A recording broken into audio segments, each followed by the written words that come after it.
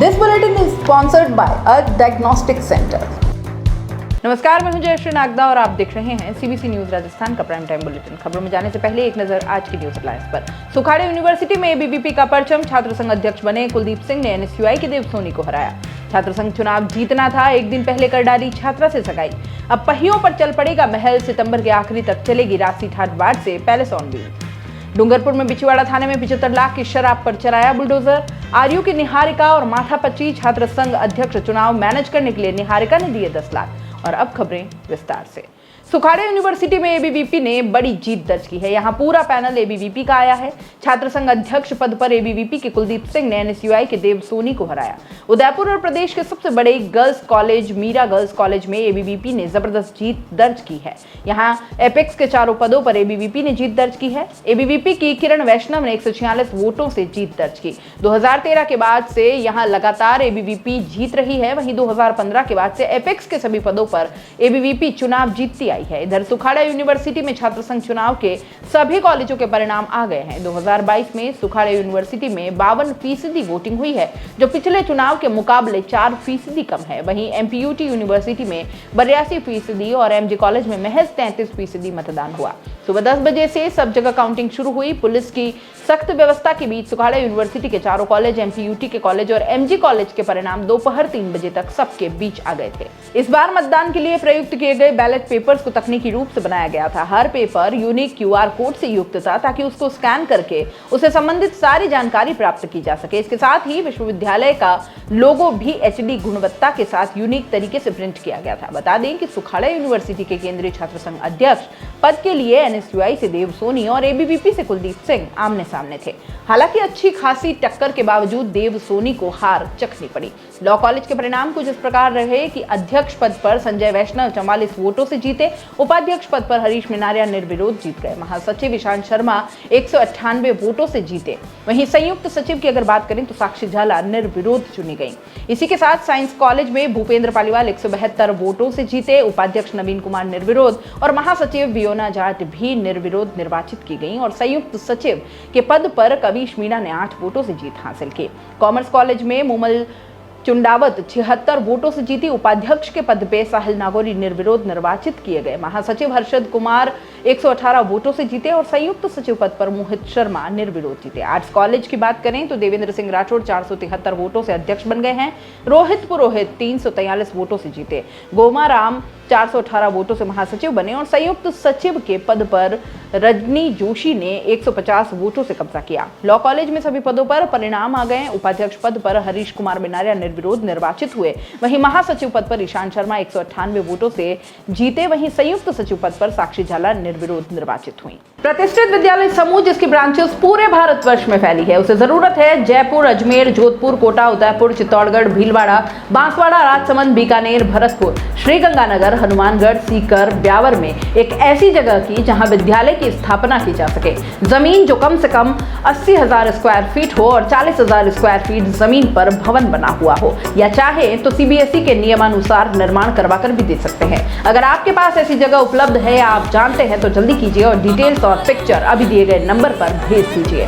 आपका एक प्रयास शिक्षा की अलग जगाने में मदद कर सकता है। संपर्क करें। इश्क नचाए जिसको यार वो फिर नाचे बीच बाजार, ये गजल है, लेकिन दौसा के इस मामले पर बिल्कुल फिट बैठती है। अब चुनाव लड़ना है, बहुत मन है, लेकिन नियम कुछ ऐसे आ गए हैं कि राहों में रोड़ा बन के बैठ गए हैं। तो फिर कोई क्या करे? इन सवालों का एक छात्र ने जो तोड़ निकाला है वो बड़ा अजब गजब है।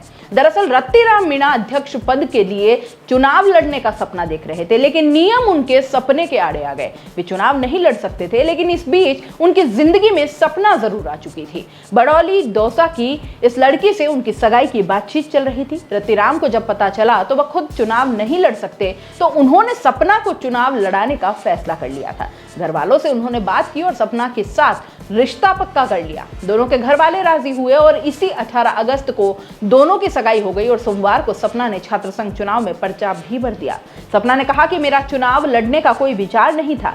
रत्तीराम से मेरी सगाई की बात पहले से ही चल रही थी। ऐसे में रत्तीराम चुनाव नहीं लड़ सके तो अध्यक्ष पद के लिए मुझे कैंडिडेट बनाया। अब कैंपेनिंग में वे अपने समर्थकों के साथ जुटे हुए हैं। लेकिन अब राजस्थान के दौसा पीजी कॉलेज के छात्र संघ चुनाव से पहले यानी एक दिन पहले छात्रा से सगाई कर सुर्खियों में आए रत्तीराम मीणा की मंगेतर सपना मीणा दौसा पीजी कॉलेज से छात्र संघ चुनाव हार गई हैं। निर्दलीय संजय गुजर चुनाव जीत गए हैं।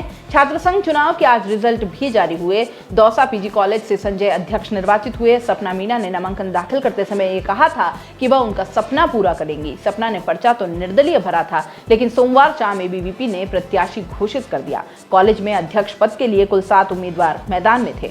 राहुवास निवासी रतिराम मीणा ग्रेजुएशन पास कर चुके थे। 2 साल कोरोना की वजह से वे चुनाव नहीं लड़ पाए। पीजी में एडमिशन की तैयारी की तो कॉलेज निदेशालय की ओर से आदेश जारी किया गया कि इस बार केवल यूजी स्टूडेंट ही चुनाव लड़ पाएंगे। ऐसे में रतिराम का चुनाव लड़ने का सपना अधूरा रह गया। बता दें कि यह दौसा जिले का सबसे बड़ा कॉलेज है। इसमें 4107 छात्राएं, 5116 छात्र पढ़ते हैं। इनमें से 9223 स्टूडेंट्स वोटर हैं। महलों का सुख हर किसी के नसीब में कहा, लेकिन सफर ही महलों वाले ठाट बाट की बात हो तो बात ही क्या। इसका लुत्फ जरूर सब उठा पाएंगे। कैसे, वो हम आपको बताएंगे। कोविड काल से बंद पड़ी शाही रेल पैलेस ऑन व्हील अगले महीने सितंबर से पटरियों पर दौड़ती नजर आएगी। राजस्थान टूरिज्म डिपार्टमेंट की ओर से इस रेल को सितंबर के अंत तक चलाने की तैयारी शुरू कर दी है। इस ट्रेन के पहले ट्रिप में सभी सीटें बुक हैं। आरटीडीसी के पास इस ट्रेन की 200 से ज्यादा पैसेंजर की बुकिंग पहले से है। आरटीडीसी चेयरमैन धर्मेंद्र राठौड़ की मौजूदगी में कल हुई एक बैठक में इस ट्रेन के संचालन पर चर्चा की गई। इसमें आरटीडीसी अधिकारियों ने बताया कि ट्रेन के रिनोवेशन का काम चल रहा है और ये 20 सितंबर तक पूरा होने का अनुमान है। रेलवे से भी सभी तरह की क्लियरेंस मिल गई है और संभावना है कि सितंबर के आखिरी सप्ताह तक ट्रेन को पहली ट्रिप के लिए रवाना कर दिया जाएगा। इस ट्रेन में एक ट्रिप में 7 दिन और 8 रातों का सफर होगा। यात्री को राजस्थान के अलग अलग पर्यटन स्थलों पर लेकर जाएंगे। आपको बता दें कि इस ट्रेन को 18 मार्च 2020 से बंद कर दिया गया था। कोविड काल शुरू होने के बाद से अब तक ये ट्रेन नहीं चलाई गई है। अब नए सिरे से रेनोवेट करके सितंबर के अंत तक इसे चलाया जाएगा। ये ट्रेन हर बुधवार को दिल्ली से चलेगी और जयपुर, सवाई माधोपुर, बूंदी, चित्तौड़गढ़, उदयपुर, जैसलमेर, जोधपुर, भरतपुर, आगरा और फिर ये दिल्ली पहुंचेगी। इस दौरान इन जिलों के प्रमुख पर्यटन स्थलों पर इस ट्रेन में सफर करने वाले पर्यटकों को विजिट करवाई जाएगी। इस ट्रेन में एक यात्री का एक रात का किराया 55,000 रुपए निर्धारित है, जबकि ऑफ सीजन में इसमें छूट दी जाएगी और ये 43,000 रुपए में भी मिल सकेगा। इसमें अधिकतम 1,54,000 रुपए तक का किराया है। इस किराए में रहने खाने की सुविधा होगी, जबकि बेवरेज यानी शराब, बियर, लॉन्ड्री और स्पा के लिए अलग से चार्ज देना होगा। डूंगरपुर के बिछीवाड़ा थाने में 75 लाख की अवैध शराब पर बुलडोजर चला दिया गया। पुलिस ने 2012 से 2020 तक 26 केस में कार्रवाई करते हुए करीब 9,000 बोतल अवैध शराब बरामद की। जिला आबकारी अधिकारी हरीश रोलन ने बताया कि बिछीवाड़ा थाना पुलिस की ओर से वर्ष 2012 से 2020 तक अवैध शराब तस्करी के खिलाफ ये कार्रवाई की गई थी। बिछीवाड़ा पुलिस की ओर से 26 प्रकरण दर्ज करते हुए 9,000 बोतल अवैध शराब जब्त की गई। यह शराब बिछीवाड़ा थाने के मालखाने में रखी हुई थी, जिसकी कीमत करीब 75 लाख रुपए थी। जिला आबकारी अधिकारी हरीश रोलन ने बताया कि जब्त शराब के निस्तारण के लिए कोर्ट में एप्लीकेशन लगाई गई थी। उसी एप्लीकेशन के आधार पर कोर्ट ने सभी केस में जब्त की गई शराब को निस्तारण समिति की मौजूदगी में निस्तारण करने के आदेश दिए थे। कोर्ट के आदेश पर बिछीवाड़ा थाना परिसर में ही 26 प्रकरणों में जब्त 9,000 शराब की बोतलों को निस्तारण की कार्रवाई की गई। जिला आबकारी अधिकारी, उपखंड अधिकारी, एएसपी और थानाधिकारी की मौजूदगी में शराब की बोतलों पर बुलडोजर चलाकर उन्हें नष्ट किया गया। 9,000 बोतलों के निस्तारण के बाद बिछीवाड़ा थाना पुलिस को भी बड़ी राहत मिली है। थाने के विभिन्न कमरों के शराब भरी होने से थाने के पास कमरों की कमी हो गई थी। पुलिस कर्मियों को परेशानी का सामना करना पड़ता था, लेकिन अब शराब के निस्तारण के बाद पुलिस के जवानों की समस्या का समाधान भी हुआ है। राजस्थान यूनिवर्सिटी के छात्र नेता रहे नरेश मीणा ने यह दावा किया कि छात्र संघ अध्यक्ष चुनाव मैनेज करने के लिए निहारिका जोरवाल की तरफ से 10 लाख रुपए उसे दिए गए थे। मीणा ने फेसबुक लाइव में बचे हुए 5 लाख रुपए दिखाते हुए कहा कि अब इन्हें लौटाने जा रहा हूं। लिंग 2 कमेटी के गाइडलाइन के अनुसार चुनाव में कैंडिडेट 5,000 रुपए से ज्यादा खर्च नहीं कर सकते। नरेश मीणा ने चुनाव की व्यवस्थाएं संभालने के लिए 10 लाख लेने का दावा कर आचार संहिता पर ही सवाल खड़े कर दिए हैं। साथ ही चुनावों में धनबल के खुले इस्तेमाल का खुलासा कर दिया है। मीणा ने फेसबुक लाइव में आकर कहा कि मुझे निहारिका की तरफ से मैनेजमेंट संभालने को कहा गया। मुझे कहा कि आप पूरी मॉनिटरिंग करें, जो खर्चा लगेगा वह देंगे। मेरी टीम अपने खर्चे पर काम कर रही थी। पहले मैंने इनकार कर दिया। मैं बदनामी से डरता हूं। यूनिवर्सिटी चुनावों में बदनामी के अलावा कुछ नहीं मिलता। निहारिका का जो चुनाव चुनाव मैनेजमेंट संभाल रहे थे, उन्होंने मुझे 10 लाख रुपए दिए, कहा कि आप चुनाव को मैनेज कीजिए। नरेश मीणा ने कहा कि मैंने मंत्री जी को कह दिया था कि मुझे रुपयों की जरूरत नहीं है, मुझे जबरदस्ती 10 लाख रुपए दे गए हैं। उसके बाद 3-4 दिन निकल गए, जो खर्च हुए उसके पाई का हिसाब मेरे पास है। इसी रुपए से हमने कई छोटे कैंडिडेट्स की मदद की है, जो पैसा बचा है वह वापस लौटाने जा रहा हूं। नरेश मीणा ने जिस निहारिका जोरवाल का जिक्र किया है वह मंत्री मुरारी लाल मीणा की बेटी है। पैसे का लेन देन सामने आने के बाद अब सियासी विवाद तय माना जा रहा है। नरेश मीणा आरयू छात्र संघ के महासचिव रह चुके हैं। नरेश किरोड़ी लाल मीणा के समर्थक भी रहे हैं। बाद में वे सचिन पायलट से जुड़ गए। पिछले लंबे समय से वे सचिन पायलट के समर्थक हैं। मूल रूप से वाना जिले के रहने वाली मीणा की छवि उग्रपंथी छात्र नेता की रही है। प्राइम टाइम बुलेटिन में इतना ही। दीजिए इजाजत, नमस्कार। This bulletin is sponsored by a diagnostic centre.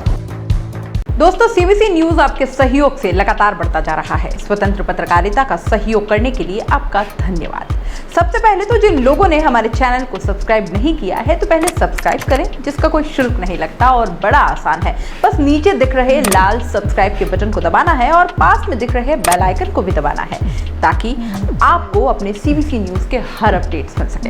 हमारे इंस्टाग्राम पेज और फेसबुक पेज को भी लाइक करें, फॉलो करें, वहां पर भी आपको मिलती है तरह तरह के अपडेट्स। हम पूरे राजस्थान से आपके लिए लाते हैं वो खास खबरें जो आपके लिए जरूरी है, और वो भी पूरी बेबाकी के साथ। पत्रकारिता के इस मुश्किल दौर में आपकी आवाज जिम्मेदारों तक पहुंचाना ही हमारा लक्ष्य है, और ये आपके सहयोग के बिना संभव नहीं है। हमारा सहयोग करें, स्वतंत्र पत्रकारिता में अपना योगदान दें और ज्वाइन बटन पर जाकर सदस्यता लें, चाहे सबसे छोटी सहायता के रूप में ही क्यों ना हो।